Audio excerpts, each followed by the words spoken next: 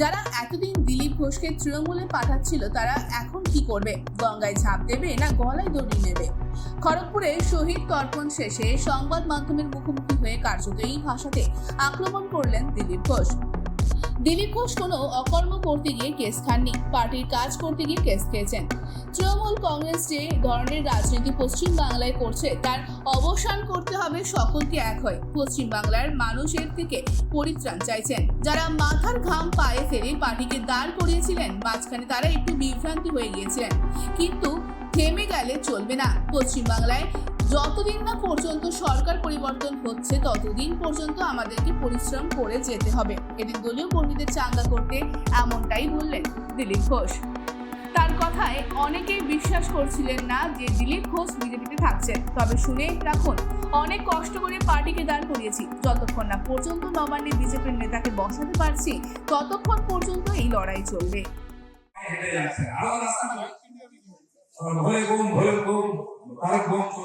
এখানেও আজকে আমাদের ছেলেরা যাচ্ছে জল করে তারাকেশ্বর যাবে, বাবা ধাম যাবে, সারা দেশে হার হার বম বম চলছে। অনেক জায়গায় অনেক মিউনিসিপালিটিতে সেই এলাকাকে শাকাহারি ভোজনের জন্য কম্পালসারি করেছে। কোনো আমিষ বিক্রি হবে না, মাংস বিক্রি হবে না। তাতে অনেকের কষ্ট হয়েছে। একজন আছেন একটু তারকাটা আছে, এমপি কল্যাণ ব্যানার্জি, সে বলেছে এটা কেন চলবে, কেন খাবে না? আরে তোমার বাড়িতে যেতে যা ইচ্ছা খাও, কুকুর খাও, ছাগল খাও, গরু খাও, আমরা আপত্তি করবো না।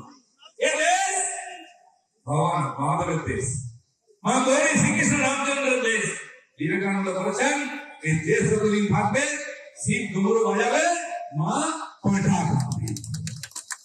সেই জন্য খাবে, খাও, আপত্তি নাই, কিন্তু যেখানকার মানুষ ভক্তির সঙ্গে উপবাস করে ভগবানের পুজো করছে ওখানে আমিষ চলবে না, অসুবিধা হবে, টাকা হয় না।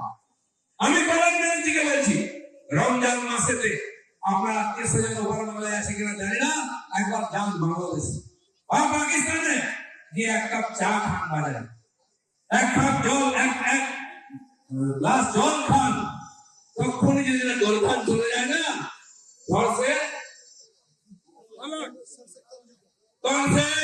সংযুগা কি হয় দেখতে পাবেন। সেকুলারিজম বাড়াবেন না, অনেক সেকুলারিজম বাড়িয়েছেন, অনেক সেকুলার আমরা জানি, হিন্দুত্বে আঘাত দেবেন না। এখানে হর হর বম বম হবে, যার অসুবিধা হবে বাড়িতে থাক, রাস্তায় দেবেন।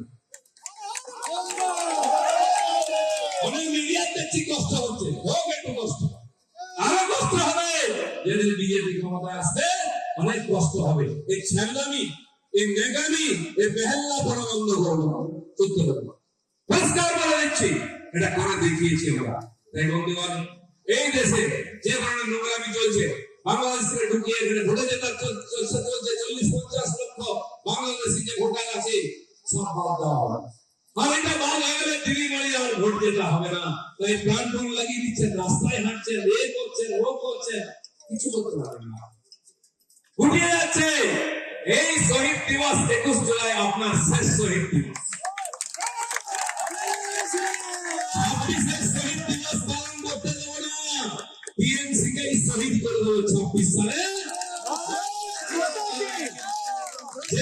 আমাদের শহীদদের জন্য শ্রদ্ধাঞ্জলি সভা করবো, যাদের প্রাণের বিনিময়ে বিজেপি খড়া হয়েছে। লড়াই শুরু হয়েছে, মাননীয় প্রধানমন্ত্রী বাংলার পরিবর্তনের নেতৃত্ব দিচ্ছেন।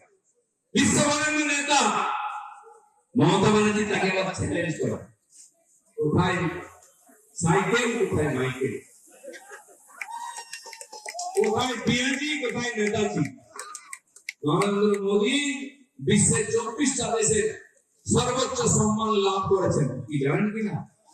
দেখছে মোদীজি আসুন আমরা পুরস্কার দেবো, এমনি না, কাউকে ভ্যাকসিন, কাউকে গম, চাল, ডাল, কেরোসিন, ওষুধ দিয়েছে।